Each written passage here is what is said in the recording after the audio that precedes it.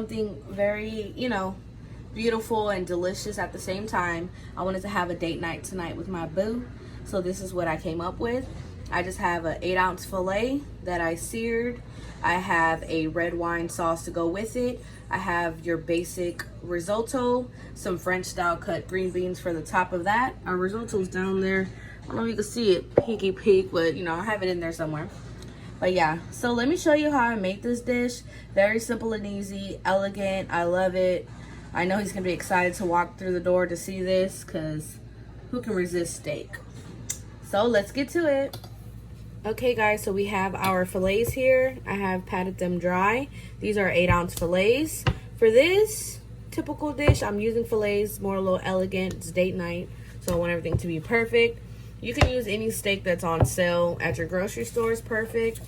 But while we have this here, make sure you let your steak sit out for at least 20 minutes in room temperature and salt them generously all around. Just pack it in there real good. The salt helps tenderizes it, and also while it being sat out in room temperature, it helps with the cooking process so everything cooks evenly. If you have cold, ice cold steaks, it takes a little bit longer to cook, so those are nice and salted. Now I'm gonna let those sit there for a good 20 minutes, and then we'll get them in the pan to saute away. Okay guys, so I'm gonna show you how I'm going to make my risotto for tonight's dinner. Here in my pot, I have 2 tablespoons of butter. Unsalted is preferred. I have 2 tablespoons of olive oil. If you don't have olive oil, vegetable oil, or any oil you have on hand is perfect. Olive oil to me is just best for this dish. Now I have a half of a shallot, which equals out to 2 tablespoons of chopped shallot. And I have 2 cloves of chopped garlic. Now I'm just gonna throw all that in there and just let this saute for a bit. Remember, garlic burns fast, so keep a constant eye on this. It's not gonna be long, maybe about a minute, I say. Just till it gets a little cooked. It's starting to smell good already, so just keep an eye on that. My heat is on low to medium. So just keep an eye. Oh my God, this garlic here, it just smells so delish. So like I said guys, 1 to 2 minutes. So here you guys, we have our ambario rice, which is known as the risotto rice. This is 1 cup. So we're gonna put that in there and let this get coated real good. Don't let it brown, just let it get coated. So just stir here for about a minute so everyone is nice and coated with all this delicious garlic and oil and butter deliciousness. Now guys, you can always make risotto with different kind of rice, but technically it's not risotto. I will cover that in another video later on, but for right now I'm just showing you the exact method of regular risotto with ambario rice. Now if you go to any grocery store, in this rice section, it'll say risotto ambario rice, any brand. This was the cheapest that I found, so that was cool. It's like $1.68 for this pack, which is not bad. So now that this has been coated well, I'm going to add a half a cup of white wine. All right, so a half a cup of white wine. Any wine you have on hand is perfect. I mean, whatever. I'm using a Chardonnay, so that's perfect. I'm actually sipping on it too, so even better. So I just added a half a cup of that into here. Now you want to just keep mixing around until all of this wine is absorbed. So mix, mix, mix, just keep mixing. Now while you're doing this, or you could do this ahead of time before you even start with this process, you want to have 3 cups of chicken stock in a pot, heated. So you want it to be hot, not boiling, just hot. Make sure it's hot. Now I do have a recipe for chicken stock. I will link that down low in the description box, and remember the recipe will be there also. So see, it's already absorbing that up real nice, so just keep mixing. One thing about this, I mean, it kind of seems like a pain, but it's really not. It's so worth it. It's so different. It's a better experience than just regular rice. You know, that regular schmegula, better than that. So, you know, it's gonna take some time. The process to this is mixing. Mixing, mixing, mixing, stirring, stirring, stirring. You just want to keep stirring. That's all you're going to keep doing is keep stirring and adding liquid until there's no more and our rice is cooked.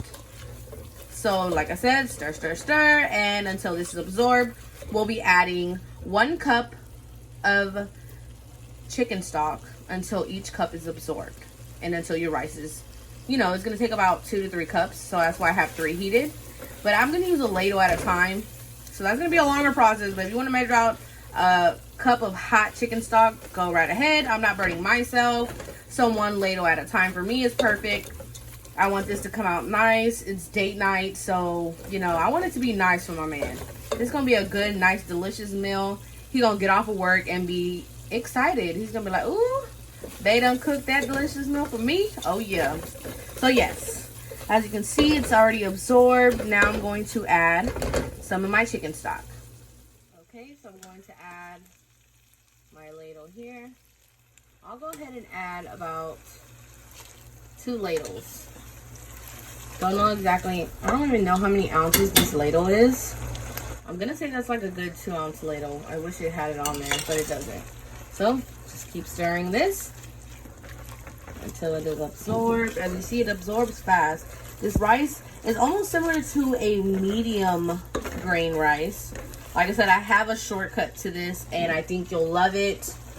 I mean, my chefs that I went to school and they taught me, even the chefs that I've worked for, they're probably gonna kill me if they see this video. They're gonna be like, what is this? Like, seriously. French accent, whatever. But yeah, I mean, any restaurant, I'm not gonna say any because I'm sure there's some that make risotto fresh like this, but almost every restaurant that I've worked in, and I've worked in a handful of restaurants, and they were all fine dining, and most of them had risotto on a special on the menu, they always took a shortcut. Always.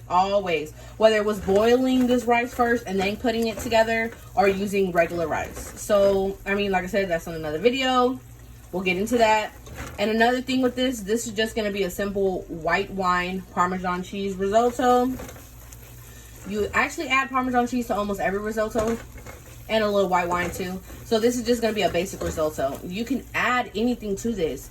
Saute it ahead of time, put it to the side, mix it in at the end with the cheese. You can add mushrooms, tomatoes, spinach, whatever you want, asparagus, green beans. Pretty much any vegetable will work well with this dish. But I'm going to keep it simple, plain Jane, but very delicious. Okay, so that absorbs good. Now I'm going to add another couple of ladles. Like I said, this is the mixing game right here. Just keep mixing, just keep mixing, just keep mixing, mixing, mixing, mixing, mixing, mixing, mix. Okay, so I'm going to go ahead and keep doing this. And I'll show you the final product. So this is my 2 cups of stock so far. Like I said, I'm going to keep going. I've already tasted it. It's still a little raw. So we might need all 3 cups. But like I said, it all depends on how your stove works, whatever pot you're using. So most definitely after 2 cups, you want to check it and see. Like I said, this might cook just with this last of the 2 cups. But like I said, 3 cups for sure are hot and waiting for me to mix in. The main thing about this type of rice, it has a lot of starch. So by cooking it like this, it releases a lot of the starch, and that's where it gets its creaminess. And then when you top it off with mixing in Parmesan cheese, it gets even creamier. Okay guys, so that's all the liquid. Now you know your risotto's ready when you go like this, and then it just forming raw like that, goes down. Yeah, see that? Perfect. Okay, so now as you can see why this rice is beautiful, because it's nice and creamy. It has so much starch in it. Now we're gonna add in 1/3 cup of cheese, Parmesan cheese that is. And you want to taste this. And remember guys, don't add any extra salt until you taste it first. If you're using store-bought chicken stock that has sodium in it, I would advise getting low sodium. Fresh stock is even better because you don't add any salt to it, and so you can, you know, play with the salt yourself. Add more, add less, whatever. Remember, Parmesan cheese does have salt. Now, for some reason, if your risotto does not look like this before you add the cheese in, then And definitely, if it's not cooked, once you taste it, always keep adding more chicken stock. From the main point of making risotto, or the main key factor in it, is when you're mixing, you want to keep mixing in liquid like chicken stock until your rice is cooked. You don't want to just add the 3 cups and then you taste it, still crunchy. Nobody wants crunchy risotto. You want it to be nice and creamy. So keep adding that stock, ladle for ladle, cup by cup, until it's all absorbed in between each adding. And make sure and check it. Make sure it's cooked. That's the key factor to this, to get the perfect risotto. And it's nice and creamy. Yum, yum, yum. All right, guys. So we're going to get started on our red wine sauce, typically known as a Bordelaise sauce. But since I'm not using any Bordeaux red wine, and I'm just using regular red wine that I have on hand, I don't want to call it that. But basically the same steps you would do for a Bordelaise sauce. So we're just gonna say, run with it, red wine sauce. So here we have 1.5 of shallots, just rough chopped, sliced. I have some thyme in there, and I have 2 bay leaves. Now we're going to add 3/4 cups of red wine. 3/4 cups of red wine in there, and you're just going to let this come together. You want to let it come to a boil, and then let it reduce by half, and then we're going to add our beef stock. I almost forgot. Something that pulls this all together is some black peppercorns. Throw that in there. Yas.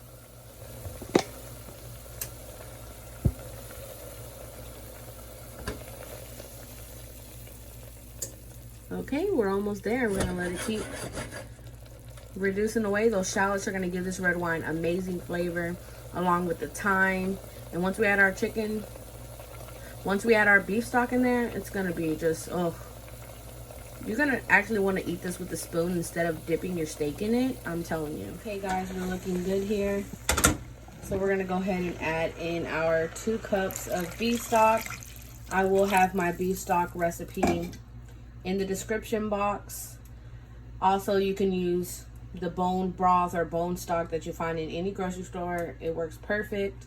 But everything fresh, I feel, is always better, and beef stock is not hard to make.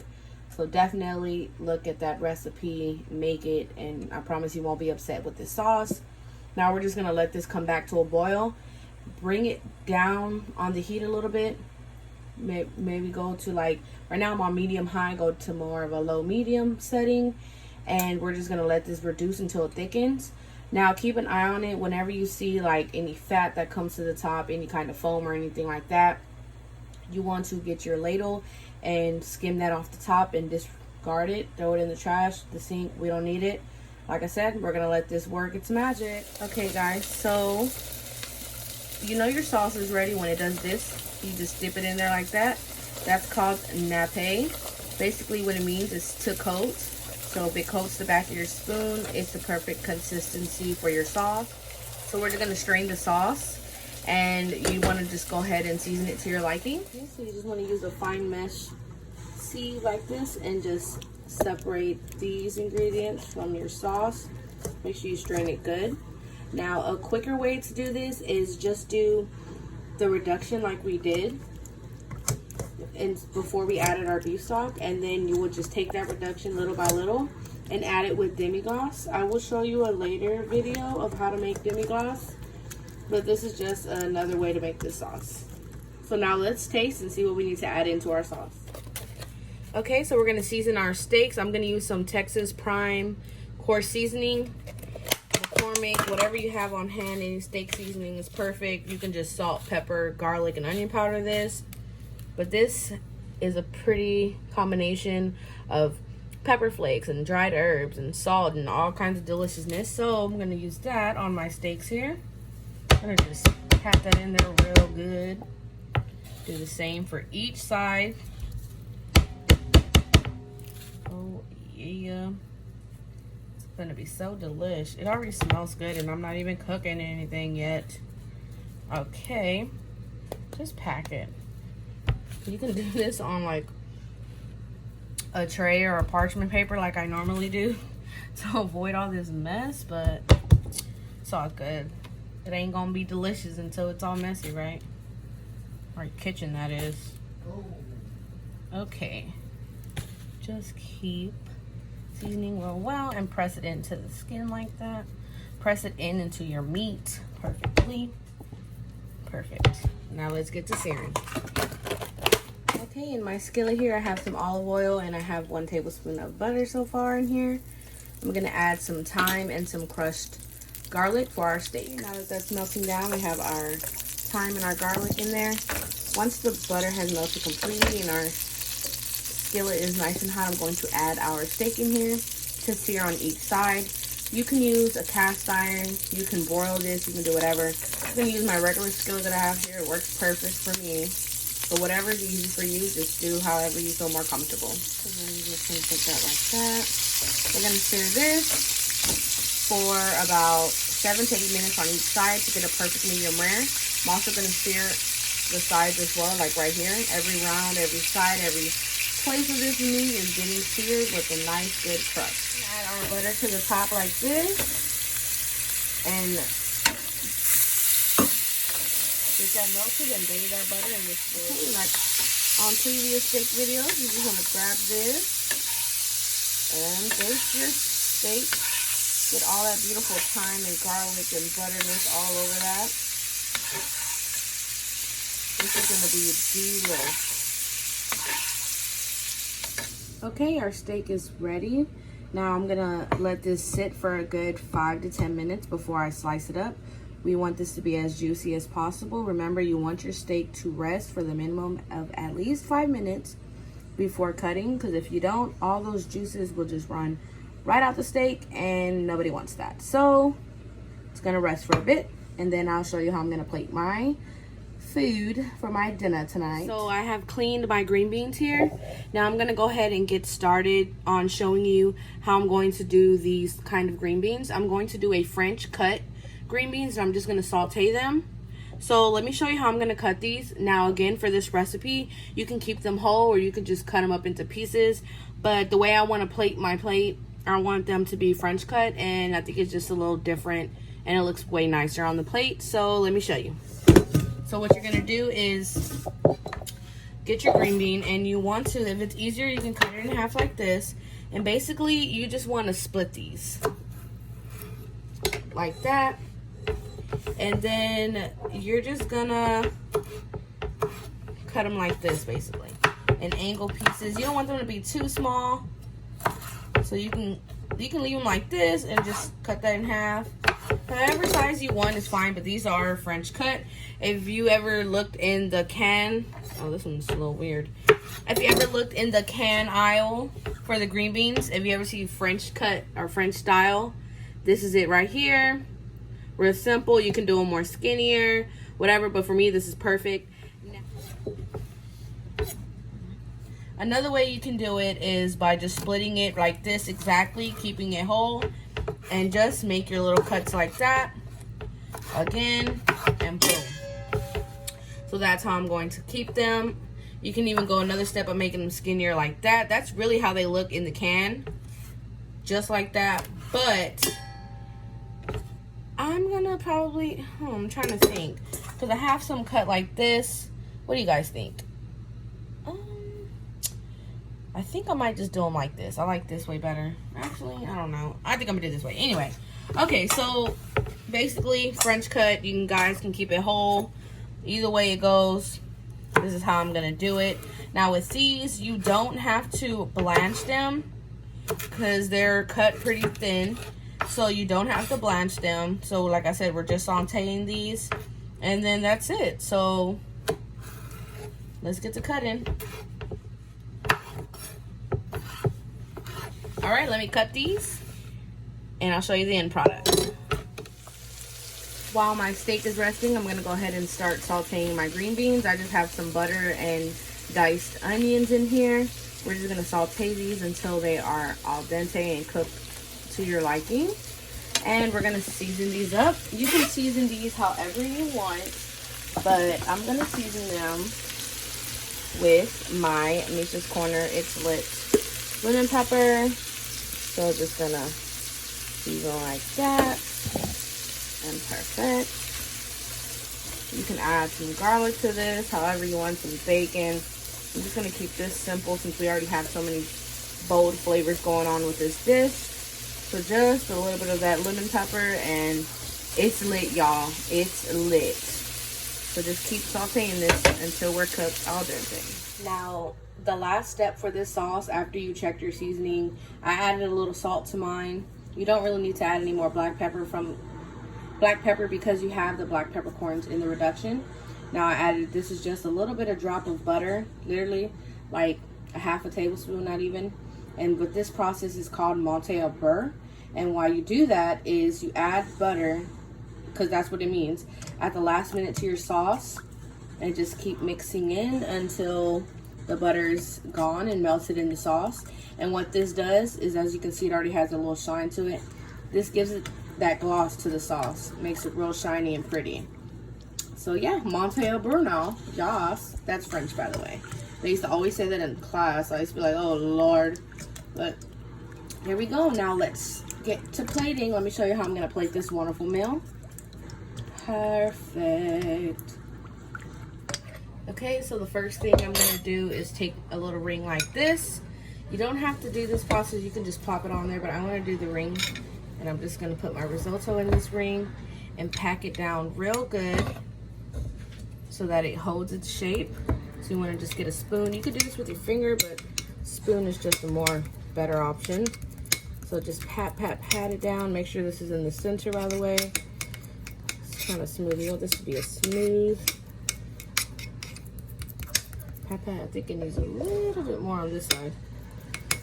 There we go. Pat away. Okay, and then you just want to remove this, kind of help it so everything's together. Oh yeah, this is some creamy risotto. There we go.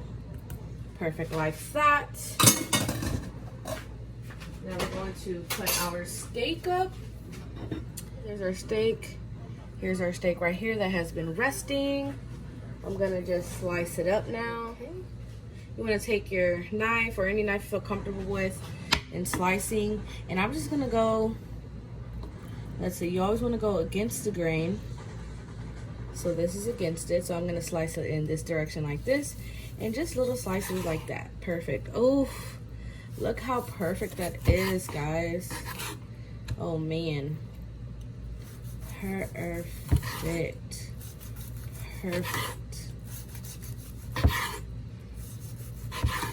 This is my boyfriend's. He doesn't like his too medium rare, but I think that's beautiful. I mean, I can eat this. It's just, look how delicious that is. Okay. Anyway, so let's get to plating now. All right, so our next thing to do is grab our green beans and just place them right on top of this. You want to make kind of like a pile. You want some height to this. So you want to make a good pile on here. So keep adding to the top like that. So you have a nice little pile. Look at that. Boom. Boom. The last one. Perfect. Now, oh, got one more. Boom. Okay. Now we're just gonna add our steak. Okay. How do I want to do this? I guess I'm just gonna do it just like how it is. I want this right there. I'm gonna follow the same direction of how we cut it. Okay, just like that all the way around until there. I'm gonna move them over just a tiny bit so we have more of a, look how good that looks. Some more green beans over the top. I feel like it needs a little bit more height. There we go. Okay, looks good, looks good. All right. Got a little stragglers. No stragglers. No stragglers. Okay. And now we're gonna add our sauce to the top of this. Okay, so just gonna get our sauce and we're just gonna go around here. Get it all over this steak, Just like that. Go back the other way. Boom. One more time for all the sauce lovers. Hey. Look what we have there, guys.